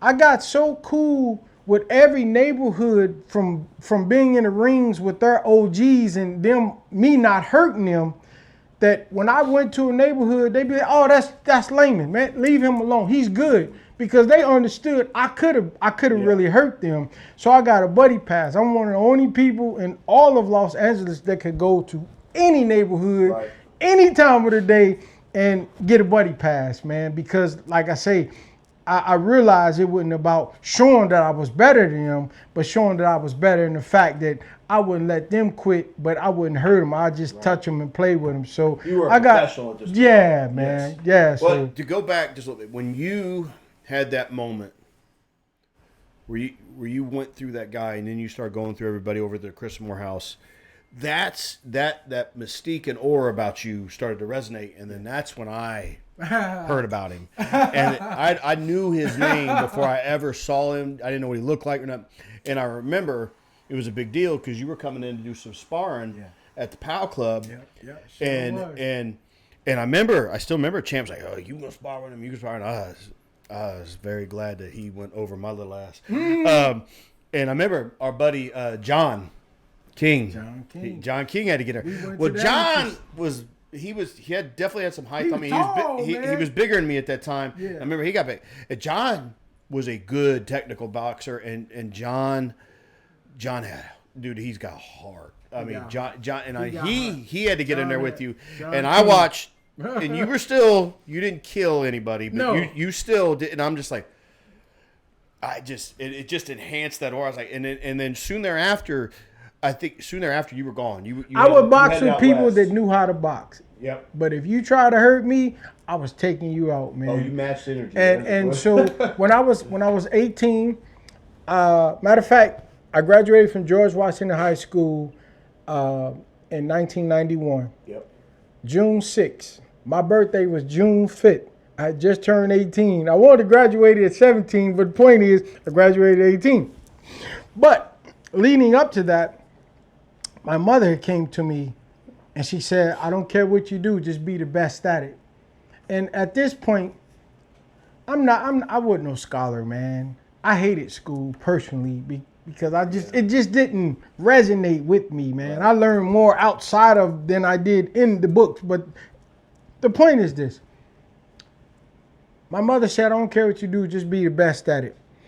And so my options were limited because when I tried to fill out the college forms, the financial forms, I didn't understand that, man. My family don't come from money. I don't understand none of that. So I'm not going to go to college because I'm not smart enough. You know what I mean? My education was in boxing. Right. But at that time, I consider myself a handsome dude. I didn't want to get hit, not on that level. Right. My uncle, he was from that 60s era. He was a heroin addict. He was my heroin in the 60s was the first. Yeah. That was the first. The first, exactly. And he came to me one time right before I graduated high school. Nephew, man, let me talk to you. And he pulled me to the side in front of my house. And he said, man, I heard you've been running around out here in these streets, because now I'm accepted in my hood. People want to hang with me. He's like, man, you don't need to do that, man. You need to go and do that boxing thing. And I'm listening to him. And my mother was a librarian at the time, so she used to always have these great quotes, and she used to always say, no struggle, no progress. No struggle, no progress. And then my senior year, I said, Mom, where you get that from? And she had said it so much, she forgot. And then she said Frederick Douglass. She finally remembered who said it was Frederick Douglass. No struggle, no progress. And then I started looking at my life. So, as I say, I started out in my hood getting respect. And then all the young kids in the neighborhood started respecting me. And I had 3 younger brothers, so all the kids was always at my house. And every time something happened in the neighborhood, everybody was running to me. But I was a peacemaker, man. I wasn't about being tough or nothing, because, boxing makes you humble. I'm trying to talk my way, and so eventually all the parents of all these kids start, hey, speak to my kid and this and that. And I'm like, man, people looking up to me. So now I'm coming out the house. There's an expectation on my life. So that means I have to be accountable for myself. So I'm watching what I wear, what I do, what I say, and then as I'm growing as a fighter in high school, I remember every time I'm getting ready to go fight in the Golden Gloves, they let me out of school early, coming on the announcement, Lamon Brewster's fighting in the Golden Gloves tonight, like the whole school, you know what I mean? So everybody, awesome. man, matter of fact, I was one of the, I don't know nobody else that did it. I stopped a riot at my school. The principal pulled me out of school, out of class one day, told me to come down to the office, said, listen, we heard there's going to be a riot. Now, if you know me, I don't see color. You know what I mean? Yeah. I wouldn't raise like that, and I love everybody. And so he said, I don't know who you got to talk to, I don't know what you got to do, but here's a pass. You stop this riot from happening. Right. Because it was supposed to happen that day. So what I did was went to all the heads of everybody that I thought was tough or was into ignorance, and I pulled them to the side one by one. I had a conversation with every last one of them, and I stopped that riot. It's like the mayor of Kingstown. Dude, bro. yeah, It's like the absolutely. Mayor of Kingstown over So, here. you and I were the same year. Yep, You yep. were at Washington. I was Yep. over at Warren. Yep. And we had a riot that year, too. Oh, for real? Yeah. You sure did? Yeah. You sure we did. could have. I didn't have that kind of influence. You could have helped that day. That was unfortunate. It honestly got painted as a race riot. It really wasn't, because there was both on both sides. It was just. The only way I could really articulate it, there was just a whole lot of stupid that just So exploded, ignorance, man. and it's just like, Ignorance. and it's Absolutely. funny. Some of the guys that I knew in high school that were on the other side of things, we're like buddies on Facebook now and everything. Yeah. And everybody's like, hey, we all grew up. We're a bunch of dumbass kids, Yeah. and I just, but we got caught up in it. But to be able to have the understanding that the leader in the community you already were as a kid, as a teenager, to be able to go do that, to take that upon yourself, to wear that on your shoulders. I mean, I think that's fucking huge. I mean, that's huge. I think that's why God has rewarded you with the successes you've had in your life, because you represented him and you carried yourself well. And you still do that now in the community, with Brewster's Place and all these other things that you've done in this community. I'd really like you to touch, I'd like you to touch on that, because you may be retired as a fighter, but you're still fighting in your community, but you do it the same way you've described. You're doing it by not being a tough guy, with humility and everything. Because people see you, like, they're in a fucking room that you don't walk in, you're the toughest guy in the room. To this day. I ain't trying to throw hands with you. And when you walk in and then these young, impressionable minds see that, well, the toughest guy in the room, the champ, carries himself that way, I should too. And I don't. How do you quantify the positive impact you have in your community like that? But it's a thing. It's a real freaking thing. That's why the PAL Club is so important, because there's police officers working with kids. Yeah. Champ was Champ. My trainer. You knew him well. Oh, yeah. Champ Chaney, Colin Chaney, was ranked 3rd in the world. It's hilarious. I love this story.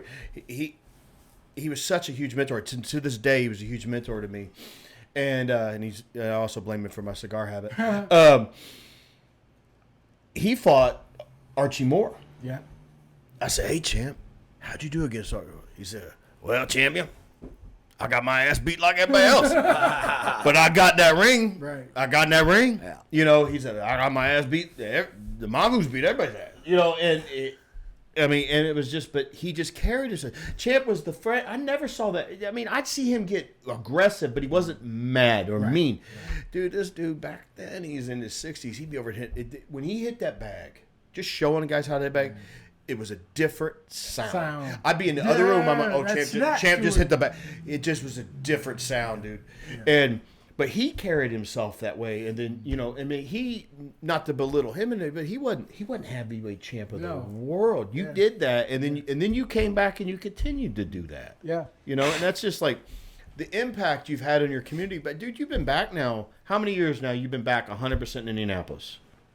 I know you always came back home. You never forgot you were from Indy. I came back here in 2013. That's when you moved back. So you've been here. 2013. We're going on 15 years, And you've been doing that ever since you steadily since you've been back. It was organic though. See, like I say, the first year I just sat in the house trying to figure You didn't out. have to do that. I was like, God, I'm back here. What am I supposed to do?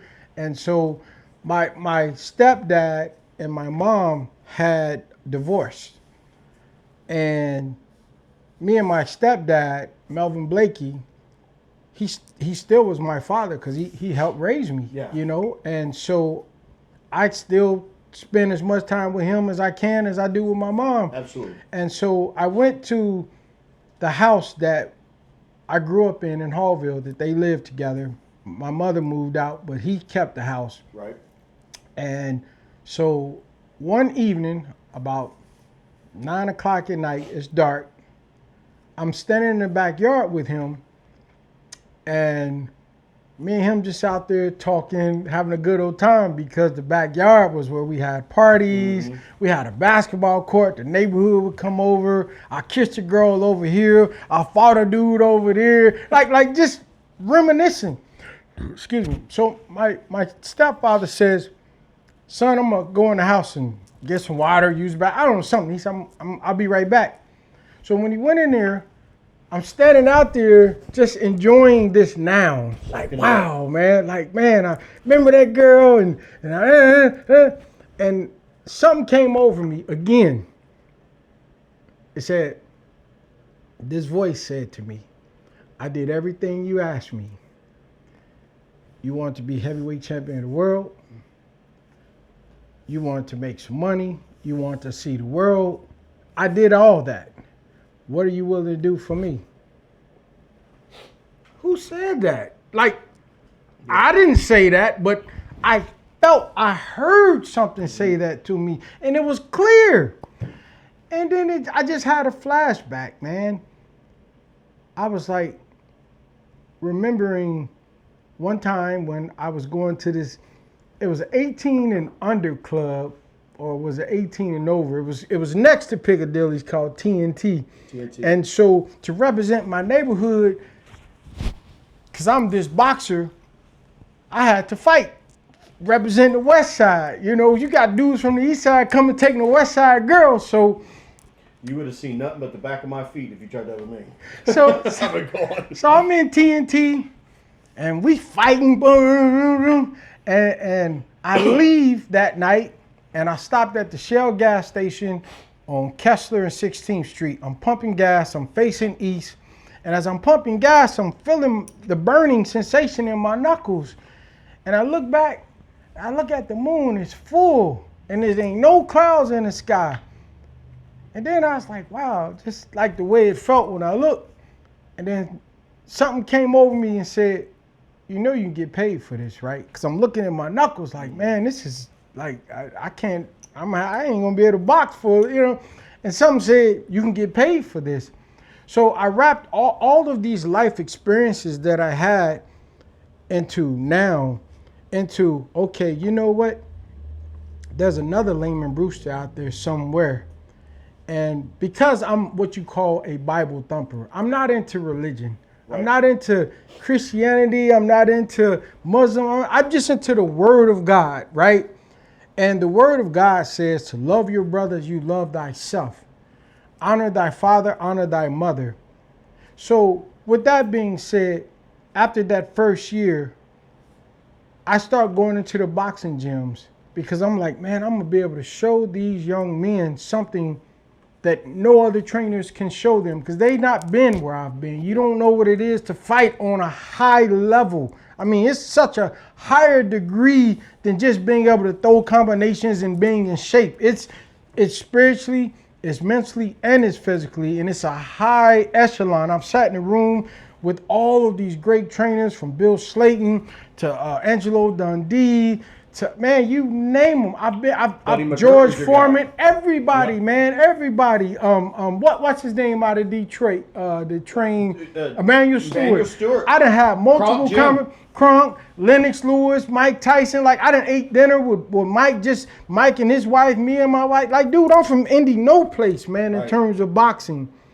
And here I have an opportunity to now train young individuals on how to fight. So I'm thinking I'm in the gym, And I got these kids coming, but the thing that I noticed, which really put me on the path, was that these kids, more so than wanting to learn how to box, they wanted somebody to care about them. They wanted somebody to say, good job, to say, no, you shouldn't do this, or you should do. They wanted somebody to help guide them. Because even though we got 8 billion people on earth, this is the highest amount of fatherless homes that ever existed. And as the Bible say, the blind can't lead the blind. Right. And these young men, all they got is rap music and television programming to try to teach them how to live according to the trends of whatever television said is popular this year. Right. And so I'm talking to these young men, and I'm like, well, okay, I trained you, but you don't want to leave. You still want to sit around and talk to me. And then they tell me about their families. Some of these dudes ain't ate. Some of them don't have nowhere to live. Some of them ain't got no clothes. And the women too, the girl, I'm just like, wow, man. So I found in the middle of the night, I got police calling me. I got sheriffs. I got firemen. I got social workers caught me in the middle of the night to come talk to these individuals. And so they're coming to me. And so taking a page out of one of my top philosophers' book, Bruce Lee, I started teaching them in a way on how to perceive life that nobody ever taught them. Because every last one of us has a boxing mentality. We're all fighting for something. Mm-hmm. But what I had to first understand was how to separate the mindsets. So I broke it into 3 different mindsets. And that's how I created Brewster's Place. A friend of mine named Larry Love got out of prison after 20 years, was like, I don't want to go back. I want to do something to help the community. So we did something to help our community, 2G, off of Riverside, 21st and Gent. And we helped those kids, got them backpacks and, you know, being big brothers to them. But then I was like, well, I'm a world champion. I'm not subjected to this neighborhood. What about the east side? What about the south, the north? What about all the other communities? And so I expanded it out by teaching individuals based on their mindset. Your mindset is this. You got 3 types of mindsets. You got an aggressive mindset. That's like a Mike Tyson. A person that puts their weight on their front leg gives them the ability to push off of their hip and generate power. That type of person is the type of person in life, like in the ring, they don't look for opportunities. They believe in making opportunities. That's why I say Mike Tyson, he wasn't looking for nothing. He was making them. Mm-hmm. But then you have another mentality. The mentality that says, I am going to not commit, but I'm going to look for that opportunity. I'm going to look for it. Because by the way, the jab represents opportunity, opportunity, opportunity. You got to knock on 1,000 doors just to get one open. That's boxing. See, education without application leads to a life of frustration, which is my mathematical equation. So by me teaching them how to apply themselves as a fighter using that jab, which means opportunity, then they can then understand in life, my mouth is my jab. Every time I open my mouth, it could be a sparring match or it can be a fight. So I'm teaching them how a boxer fights in the ring, but out the ring using their mouthpiece. And so then the third fighter, let me go back. The second fighter is like a Muhammad Ali, a boxer. Mm-hmm. You know, they don't commit till they see the opening, versus the aggressive fighter that makes the opening. Mm-hmm. But then the third is, I consider myself, I consider a Floyd Mayweather. Not running to you, but I'm not running from you. I'm right there. I'm putting just enough pressure to make you feel uncomfortable, so when you throw something, you've given me the open that I need to win. And so I teach people today how to stand based on their mentality, and I teach them what every punch they throw means in life. The jab means opportunity. The hand that is cocked, whether you're southpaw or conventional, that's the boom. That's the hand of success. That's the education. That's the, I got the job because I filled out the application. I got the job. Boom. I'm successful, right? But what follows success? Insurance. you don't see insurance coming because insurance comes at an angle. I'm dressing apart. I'm speaking apart. I'm doing everything that you don't expect me to do to keep the success that so I teach them through punches what every punch means: uppercut, overhand right, when to catch, when to slip, when to roll, when to take a knee, when you're coming from behind. So if I could teach you to think like a fighter, then the last thing you're going to want to think about is picking up a gun, because this is your lethal weapon. A rapper by the name of Ice-T, he said, my lethal weapon is my mind. Evander Holyfield said, you may be bigger than me, you may be stronger than me, but you're not going to be smarter than me. And in order to have reached the heights that I've reached, I had to do it by being smart, not by being tough, not by being in shape, but putting everything together and understanding that sometimes losing is winning. Sometimes you gotta, like for instance, Wladimir Klitschko, I had to let him win in order for me to win. So I had to lose in order to win, because I knew when I got him to a certain point, as they say, everybody want to hunt. No, excuse me. Do you want to hunt when the rabbit got the gun? Right. Yeah. And so I had to take him into the deep water where he couldn't swim, because now it comes down to your heart versus my heart. How much you want it versus I want it. And when me and him was fighting, as a matter of fact, I could see as the fight went on and drew out, I could see him losing that oh, I'm a gold medalist. Yeah. Oh, everything I did in the past. And again, Master P said, it ain't where you from, it's how you come. And so when he realized it didn't matter what I had on, it didn't matter who was my trainer, it don't matter. It did matter that Michael Jordan's ass was there. I don't think that. It did matter that Mike was there. Thank you, Mike. You helped get him knocked the hell out. But the point is, what I've done is I have constructed a curriculum working with mental health specialists that's based upon teaching individuals how to perceive life as a fight. Because life in itself is a fight, but the only difference in life, you don't get to do it over. In boxing, in chess, you can do it over and you can make your next move your best move. So again, every time I open my mouth, there's a punch. Now sometimes punches come back that I don't like. Some I'm a catch, some I'm a slip, some I'm a roll, but I understand words to be spells. That's why it's called spelling. And sometimes we put ourselves in a situation that our IQs are not high enough to be able to win certain conversations. So I help educate people on words, on dictionary words, and I read them dictionary word, key words that help them, because when I came from Indianapolis in '91 out to Los Angeles, I started getting in these mixes with all these high profile actresses, Robert Shapiro, these attorneys. I'm in these rooms with people with Will Smith, and they're listening to me talk.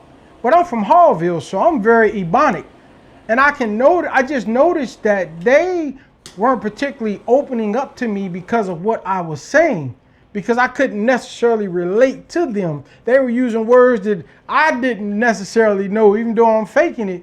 But I understood that. So being that Muhammad Ali was always my idol, and one of the things that he did, he read the dictionary. I started reading the dictionary. I started building up my mind, my knowledge, my education. I started reading books. And so now I'm able to have conversations with any and everybody. And then I noticed, because I can speak with people, now they're more accepting to me, because life ain't always about what you can do as much as it is about who you know. Yeah. And I just got to say that again. Life is not always about what you can do as much as it is about who you know. And because I'm able to have conversations with people, they open doors for me. I mean, man, I've had people from the Middle East fly to see me fight just because I met them in the airport and had a great conversation, come to find out they royalty. Like, it's what you say, and so that was always important. And that's really how I came about with everything I'm doing now, man. I'm trying to save people by teaching them mental health. I'm trying to mental health is such a big undiagnosed problem in this country, in this world. We've been taught so many lies. We've been taught so many things. And it's really, a lot of times, as I say, the blind can't lead the blind. The majority, not the majority, all children need a man in their lives. It's not a woman's job to teach, especially a young boy, how to become a man. As great and as strong as my mother was, librarian, all that she knew, she couldn't help me to be a man because she don't possess testosterone. And when you get 12, 13 as a young man, excuse me, that's when your testosterone kick in. So all the way that my mother the things that my mother could get away with, I can't get away with because there's an expectation on me as a male. And so boxing helped me to understand the same way I'm fighting in the ring is the same way I'm fighting out of the ring. Some fights are going to be hard. Some fights I'm going to lose. Some fights I don't even want to fight based upon the conversation that we're having. So I really specialize in trying to teach people how to understand who they are first, because the problem that we have is we got too many aggressive people trying to tell defensive-minded people how to make it in life. We got too many defensive-minded people trying to tell aggressive people how to make it in life. If people want to get involved with Brewster's Place, what can they do? I want people to go to www.brewstersplace.com. Brewster's, BREWSTERS.place. For everybody that's listening, we will put those links out on our social media platforms. Yes, I want them to join Brewster's Place. And what happens is if you sign up for the Fight for Life program, you get mentored by 4 world champions through Zoom. These 4 world champions that you're paired with are the people, because I have a questionnaire. This questionnaire you're gonna fill out because it's gonna tell us what type of mentality you have. Right. So I might be putting you with Larry Holmes. I might be putting you with James Toney. Yep. I might be putting you with Ray Mercer, right, or any of the other champions that's a part of this family, because what I wanted to create for boxing was what I call the fourth quarter. There's no fourth quarter for boxing. The fourth quarter for boxing is when you retire. When you're amateur, first quarter. When you're pro, second quarter. When you're a world champion, third quarter. But that's where it ends. But I created this fourth quarter where I pay retired champions to come online and teach how to perceive life. That's awesome. Thank you, man. That's thank awesome. You. I use a bail. That's awesome for everybody involved. Thank you. I talk on leadership really a lot. I mean, leadership, I always say leadership is a bridge, right? And communication is a bridge. And you've talked about how you learn how to articulate everybody's mentality and set them up for success in the right direction. And I think that's huge. I mean, to go from what you've done and then to spin that into actually using your leadership abilities in our community is huge, and to still be doing it. And man, we're old, right? We're in our early 50s, but we ain't. We got a lot of time left. We can still make a huge impact on this planet in the time we have left. I mean, I think everything you did and you achieved was, you got the scars to prove it, the leather on your ass, and everything. And now you're taking all of that and you're sharing it with the next generation. And that's just massive. Before we wrap this up, I got a couple fanboy questions. You got to ask these questions. All right. Let's go. I'm not going to ask you. I'm not going to put you on the spot because I know most of these people are friends, right? I don't care, but man. I want to say, who, and it could be way before your era, who was your favorite heavyweight boxer of all time? And you can't pick you. You got to pick somebody else. I'm going to take that off the table. Who is he could be fighting now. He could have been fighting back in the day. Can't be Muhammad either. Yeah. Can't be Muhammad. No. Okay. Because that's kind of everybody's that's everybody's go. I'm not saying the greatest, but just for some reason, he was your favorite. Because I'll tell you right, mine was Ezra Charles. Mm-hmm. Just something about Ezra Charles. He carried himself a lot like you, with a lot of dignity, and gave back to his community and everything. Unfortunately, he got hit with the Parkinson's and everything, and we didn't keep him around for years after his retirement like we hope to have you. My last fight in Cincinnati. Cincinnati Cobra, baby. Yep. I had my last fight at his arena. Who is your favorite? And I'm going to speak to heavyweight because you were heavyweight. Yes. And then I want you just pound for pound. Who was your favorite? Who was your favorite heavyweight of all time? Well, something I don't say a lot and I'm saying it for probably the first time in my career, Larry Holmes. Because that was the fighter that my father raved about outside of Hagler. But as a heavyweight, Larry Holmes, you know, when you say outside of Muhammad Ali, he was before Mike Tyson. And then I would say Mike Tyson, you know, young guy, worked hard, dedicated himself, and his work, it showed in the ring. So he was able to get up at a young age and go run by himself, and that inspired me, you know, Evander Holyfield, you know. So these guys, man, but if I had to say, and then I'm leaving out one, Joe Louis, because Joe Louis was who I patented my career after. I never said that to people, but if you ever watch my fights, I would get in the ring a lot of times with Joe Louis shirts on. Joe Louis was a gentleman. He gave money to the government, like and then it was terrible because after they took a lot, and they came back and taxed the man after he gave the government money. That doesn't make sense. But for those of you listening, Joe Louis was known for his philanthropic. Throughout his fight, he gave away so much of his earnings to other people. And then the government came back and said, "Oh, you forgot ours," and they taxed him for all that money and he didn't have it because he gave it all away. And it was a big struggle for him, and it was unfortunate. Yeah, he was shaking hands at casino doors just to make a living, which is sad, man, because he was one of the greatest heavyweights of all time, the longest reigning heavyweight today. 12 years? 12 years. If you could have one fight with anybody from your era, what's the one fight that got away? That you didn't get ahead? Yeah. You know, man, people always have asked me that question, and I'm gonna be honest. I can't think of one, and the reason why is because I had a goal. My goal was to become heavyweight champion of the world, and it didn't matter who it was. Number one, I'm one of the few people on earth that can say I've knocked a man out from every continent on the face of the earth, except the North and South Pole. And the only reason why is because Eskimos don't get my size. True story. Hey, ain't nobody running around Antarctica. And add another first to it. First guest on our podcast. Yes, sir. Yeah, Yes, man, First dude, guest. man. No. Hey man, I got to thank be you honest with so you. This much, this man. has been such. I know you guys are in the weed. Hell, you were the boxer. You are deep in the weeds of it. But from somebody who was like, man, I've heard of this cat. I know a couple stories.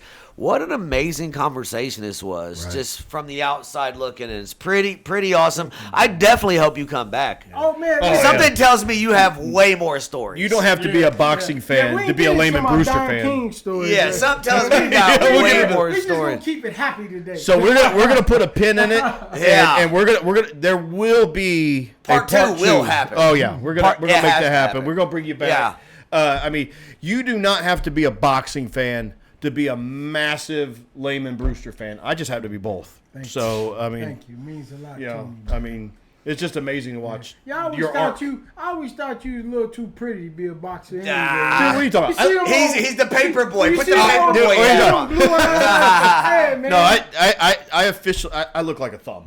Yeah, I That's look like true. a thumb. I do. Like I Joe do. Rogan's You know, cousin. I mean, I got the pretty knocked off me You got years them ago. eyes, So man. yeah. But hey, until next time, man. Thank you. Thank you, man. All right, Thank you to Chad. everybody Appreciate watching. it. All right. And once again, if you want to get involved with Brewster's Place, the website is. Say it again. www.brewsters.place.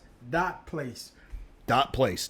dot Remember place. that. There it and is. we will put those links out. Yep. And I want to say, coming soon, I want everybody to support. It's called The Champions Brew Coffee. Now, I was going to bring some today, but I don't have any in town. Next time. Because my roaster, he's a full-blooded Native American out of the Pequot tribe, out of Yuma, Arizona. The coffee is roasted on an Indian reservation. It's organic, and I want you guys to try this coffee because what I'm doing... Absolutely. It's called The Champions Brew. TheChampionsBrew.com. Now, here's the thing with that. I am going to be taking money from these proceeds, and I'm going to be able to pay for gyms to be able to let young individuals into these gyms to train. Because if they would have been charging me money at never those would have. times, All right. I never would have been. We're in the going to bring gym. it back. We're gonna have some of that coffee. Oh yeah. That's right. And we're gonna go from there, and then we're gonna get deep in the weeds of some cool fights. We're gonna ask the Let's good go. stuff. And we kept it pretty positive today. We're gonna get into some. Yeah. I want to hear the Let's stuff get- This is, behind the hey, scenes. as you would say, this is just a fill out round, I don't know brother. if y'all Just a ready. fill out I don't know round. if y'all ready. Just a fill out round.